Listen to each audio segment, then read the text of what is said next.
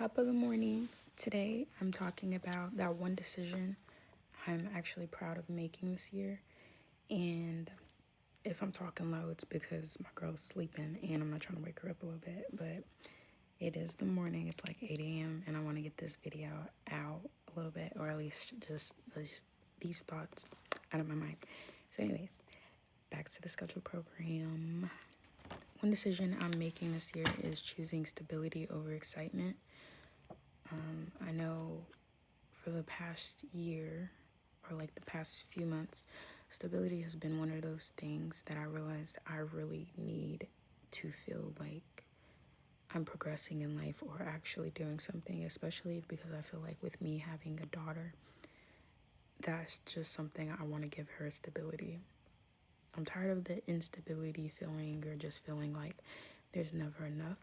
So one thing that I've implemented last year, especially when I moved into my place, is to keep the stability and grow on that. And that's a big part of this year and how I've came about doing things. So sorry about the background, like you can see pictures up there, but I know there's really nothing right here. My couch is low.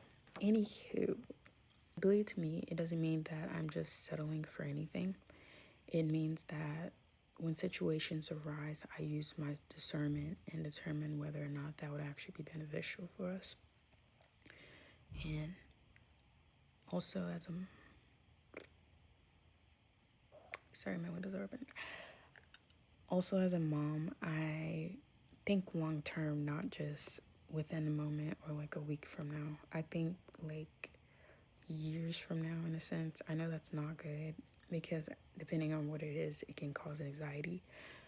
Know that my structure's there. Also, I choose based off what I can sustain when it comes to work, and then choosing what to do or like what shifts to take or what orders to pick up and stuff. I don't just jump at the first best order unless, say for instance, it's a certain amount of miles. Like if the miles either match or if the miles is under the amount that I'm getting paid, okay, then I may consider and actually take it, especially if I know that when I have her, I can do it.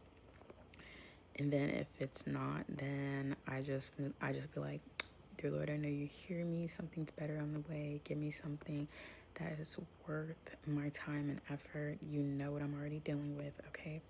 And then that's that. And then better orders typically come after that. So I don't just do anything, and then if I'm at work, I choose.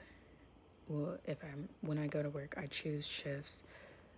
Say I'm off today, and I wanted to work. If there was something that 8 to 11, I would not be taking it because that takes time away from me being with my child and actually showing up. Especially since I feel like I've been working a lot more lately and not really being with her. And every time I drop her off, she's like crying. So it kind of makes me feel bad. But in hindsight, I'm like, okay, I'm doing this for us and our stability until something else comes along better. Then, I'm still showing up in ways that I can. Another thing that I have been realizing that I've been working on actually, and I clocked this like a couple of weeks back. I was like, I noticed myself, especially around the time where it's like either a week or two before my cycle comes, and all these different emotions. I don't know, my period has been another thing. We'll talk about that in another video. The emotional spending or just like, I'll be at the store and I have like a list of groceries that I get, but then there's a few things that I know that I really need that I didn't write down, but I get, and like, mind you, it could wait. Some of this stuff can wait, but I find myself picking that up, or I'll pick up like a little snack or something, and then I'm holding myself accountable for doing no emotional spending. Okay, we can't be emotional spending out here. We have to think about the reasons why we need XYZ, right? Okay, so when I'm at work, I need to eat something, or I have time lately. I just been getting bored with food, so I haven't really been eating, but I still try and make myself eat something. So I either get like some fruit or like a little sandwich that's not too much, because you know how the prices be.